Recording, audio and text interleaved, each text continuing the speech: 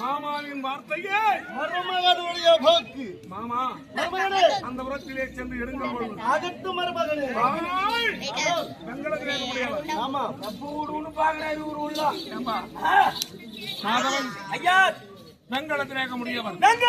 முடியவர் மாபெரும் வீரர் வீரர் 32 லட்சம் படைத்தவர். 32 லட்சணுங்க செல்லிய மாமா. ஆமாங்க.